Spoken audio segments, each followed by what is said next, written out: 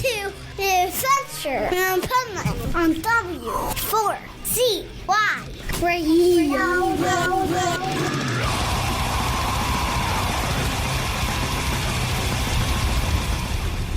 Wake up, America!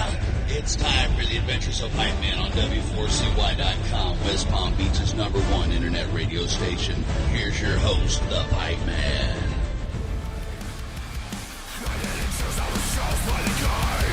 This is my day and night.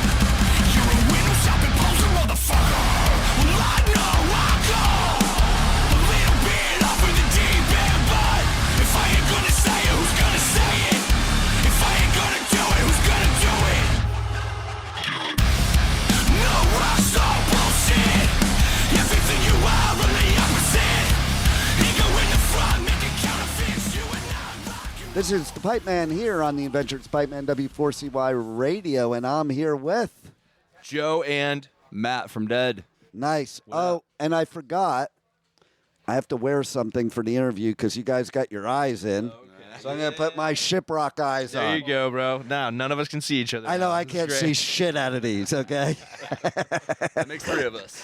Yeah, I was asking before, like, so when the lights are shining down on you, you can't see shit on stage, can you? No, if it hits you right, it just like totally blows it out. So, or if it's too dark, then it's just gone. So you're left to your ninja senses at that point. Yeah, it's not the end of the world, but it's definitely, you know what's going on. Right. That's the thing. But, you know, there might be a good part about that. You know, like they say stage fright, you have to imagine people in their underwear. I think this is better just not seeing them. I don't really, yeah. I don't get stage fright, man. I love looking out and seeing people vibing, man. You know, I don't get hearing any that. stage fright, man. It's like you just people. They're just like when we're standing in the crowd vibing to somebody else. You know, like that's the way I see it. I love it because, you know, I look at bands and you can tell there's some like you that look at the crowd and literally look at you. Yeah. And then there's others, because I'm a speaker too, and I can tell the tricks they're doing. They're not even looking at the people, but it looks like they are, you know? And to me, I think it's better the way you do it because you are connecting with the crowd. And that's why you had this huge meet and greet here. Like, we walked up and like, holy shit, look at this line. Yeah, it was pretty wild today. Yeah, we had our friend Justin come up to us and tell us our line was too long. He's like, you guys need to scoot it along. Let's go. And we're like, right? All right.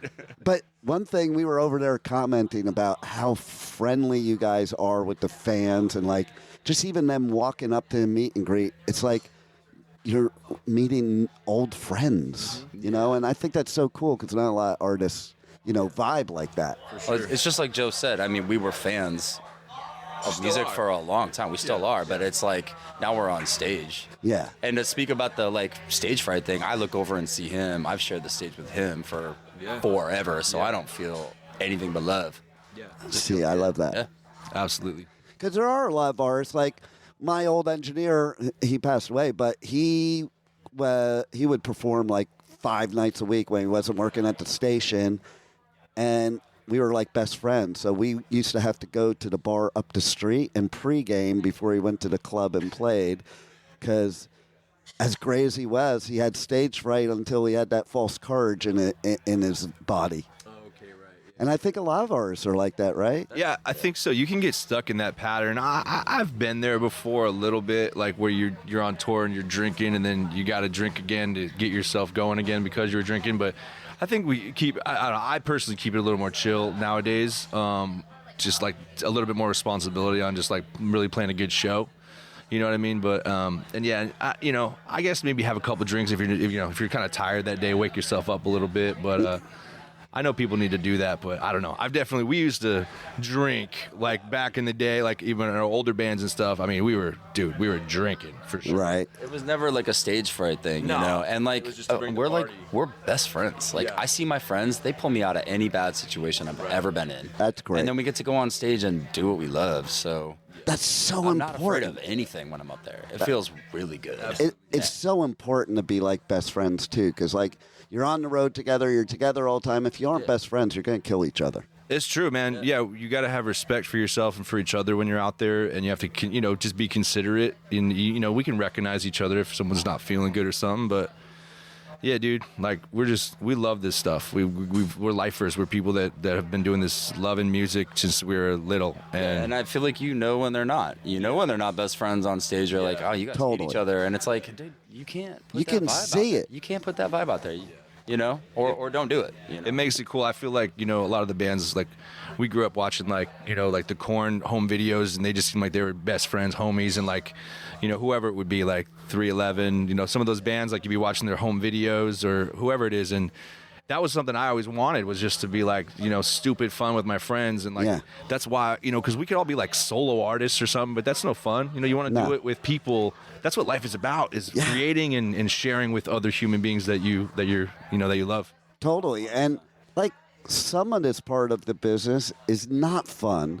So if you're not having fun up on stage or making music together, wrong business. Yeah. That's the fun part, Yeah. So what else you got going on in 2025 now? New singles coming out. Nice. Record coming out.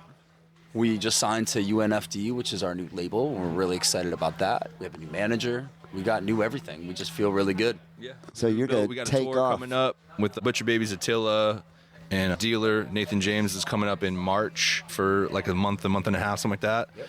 And then a bunch more stuff after that, but that's all we got announced so far. Yeah, I heard about the tour from Heidi earlier, and it's like, and Henry, and man, that's a good tour. Yeah, slamming. It's going to be a heavy tour. Oh my God, it's going to be amazing. And so, how do you feel playing on Shiprocked compared to like playing a festival or one of your own tours or whatever?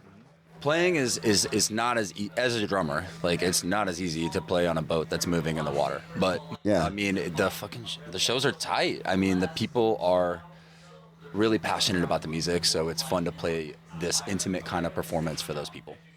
I think it's just a cool environment. Like I was saying it either today or last night, whatever I said. Like it just dawns on me that we're on a giant boat in the ocean and we're playing like a metal show, and there's like how wild that is to be alive at this time in the world, in history. This is the time we get to be alive and do this, and it's just really insane, like, to think about it. And like if you really like stop to really believe, like realize that, it's absolutely insane. And then just the love that the people here have for us has been incredible ever since the first year we were on here. Like so much love. It was just so good. Just, I don't know, it feels like a festival when you're outside. It did. It does, but like the fan that's on Shiprocked is like, you really have to go above and beyond to be on Shiprocked, to be in this area, to be in this environment, save your money, do all this stuff. It's like, it's just the next level type of fan. So it's really cool to connect with those people.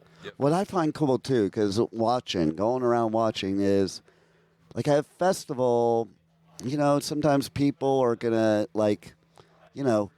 follow you around, and they want this, want that, and like sometimes you want to have a little peace, and but then I watch people on Shiprocked, and they're just like walking by, like, hey, and just keep walking, which is like a dream sometimes to an artist, because they're just being cool. And now you're willing to talk to them and hang out with them. Exactly. Yeah. Like people are like respectful of it.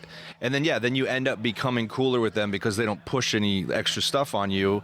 And you know what I mean? It just makes for a better environment. Yeah, absolutely. Like that's one of the things that everybody mentions, like artists and people alike, because even people are aware of other people. We call them punishers or whatever. It's like, you're not a punisher, come up. That's the second time today that came up. Yeah. People call it a different thing, but and like, and you're not trying to like hate on somebody, but yeah, like there's a point where you're like, you kind of overstep your boundary. Even like when I'm meeting somebody that I'm like trying to be like, I'll be like, yo, what up? Thank you. Respect your stuff, blah, blah, blah, quick, whatever it is. And then if you just talk, then great. You know what I mean? Yeah. But I think people are really good about, I don't know, I want to call it respecting your boundaries, but they're just cool at like just being chill, and that's what it is. You got to be chill with people and let it organically happen. And people are great at that here. And somebody put it to me this way, which makes a lot of sense. It's like at a festival, they feel that's their only chance. They see you, and it's like, that's my only chance. But on the ship, they know, like, you're on here. You're stuck on here with them, so they're going to see you again. Yeah. Well, dude, as a musician, you have to remember that you're like changing someone's life. Yes. So you have the power to do that. You should do the right thing with it. Yeah, absolutely. Great point. Just do the right thing. Be cool, man. Well, somebody did that for me when I was 8 years old or 10 years old. So it's like, you have that power now. Like, do the right thing. And to stay that way. Because there were a lot of bands I hung out with when I was a teenager that they were way cool until they got a little ego. And they're not around anymore. You know? Exactly. Let's let's stick around. Yeah. Because I don't know. I just don't think a lot of people understand the power that you have. And it's like that you see the look on someone's face, they're like, you changed their life. Yeah. You made them happier today. Right. Their life is better now. That's amazing. You did that. Yeah. That's the amazing part of being an artist, isn't it? One of them. Oh, one of the best, yeah. And so, if you were to pick a favorite story of all your times being on Shiprocked, what would it be?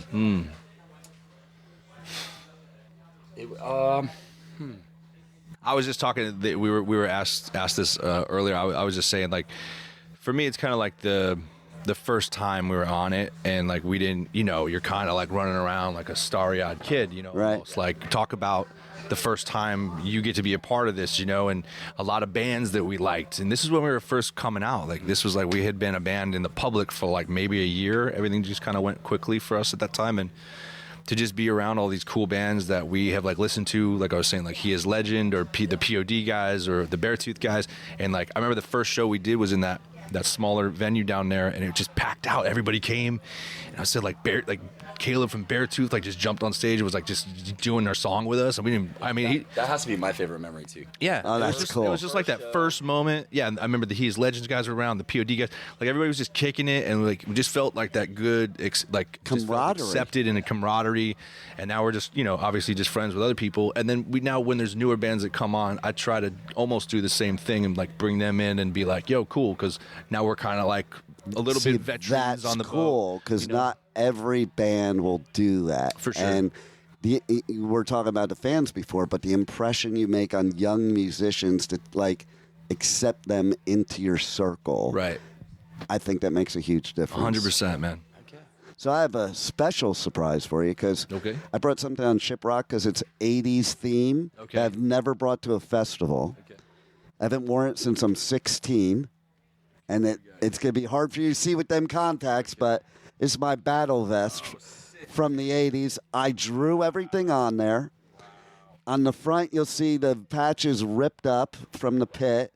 There's blood on there from me knocking out my teeth, diving off a Marshall stack. Wow, look at that, dude. The Metallica patch on the back is before they had an album. Like, a bunch of the bands were commenting, I don't remember a logo like that with, say, Satan and stuff. And then they didn't even have a Slayer patch then, so I did this. I put these velvet letters on, and I was in L.A., and people thought I was a gangbanger, and that was my gang name. How cool, man. So, looking at that, if you were to pick one band on that vest that you would want to tour with, who would it be? I would love to tour with Metallica. Metallica. That's been the number one answer. I mean, they're like still cool guys. Yeah. It's like what you aspire to be if you ever got to that, that spot. They're just still really cool. They say what's up to all their fans. Like, they've always been like an inspiration to me when it comes to that. I love that. And you know what else is cool? Everybody gave Lars a lot of hate for, LimeWire or Napster, Napster. Yeah. And he was fucking right. He was, man. Oh, I've seen those shirts. Lars was right. I've seen those. He was, man. The songs wouldn't sound the way they do without him drumming. So you have to understand that. Just because you're not like, the top of your class doesn't mean... He's the sound. Exactly. Like, that's the Metallica sound. I've never been drawn to complete technicality in music ever. It's all about heart. It's all about the way that it sounds. You can just feel the person playing. Like, I've always been more like, if it's simple, I don't care, like it's just, you just got to feel it, because there's dudes that can just wail and wail and wail, and that's really cool, and it's respectable, of course, but whatever's connected with my heart has just always been how you play. And exactly. Yeah. It's about the vibe, man. Yeah. It's about the whatever. And he's also got like a sense of humor about it, which I think is awesome. Absolutely. Yeah. They seem to continue to be really cool guys. And that's, again, like we're talking about, like, it makes you just love them so much more, and it makes you want to be that type of band. Exactly. No doubt. And if it weren't for them, who knows where we would be. I was at their first show ever, and there were like 25 of us that used to go see them all the time. And then when they start getting a little bigger, we're like, fuck them posers, blah, blah, blah. Right. But you know what? If it weren't for them, where would be bands like you or anybody else on that this ship be? Mm-hmm. Because there was nothing like it before them. Right. So absolutely, just to see him get at the top and still be the nicest guys is what the inspiration comes from. That's Definitely. That's where it comes. That's all for I'm saying. sure. Yeah. Is there anything else you want to share with the listeners that we haven't covered yet that they should look out for? And also give out your socials and how they can buy your merch, because bands don't survive without merch. Oh yeah. For sure, yeah. I mean, just hit up deadband.com. It's got the links to everything. But new record coming, new tour coming, new everything coming. We're back in business, and we're gonna rebuild a little bit and keep cruising. It's all good. Love it. Well, Thank you. All the fans for supporting us. Yeah, Hey, we've been a band for 10 years. Like, I know. Thank you. it's been a minute. That's true. I forget that. It blows my mind because I interviewed you 10 years ago. Like, it just blows my mind. Yeah. Like, here we are 10 years later, and it went like that. Totally. And so I'm so happy you're here on Shiprocked, and thanks for being on the Adventures of Pipeman. Thanks for having us, man. Good to see you again, brother. Good to see you. What's up? This is Joe. This is Matt from Ded. You're listening to Pipeman on W4CY.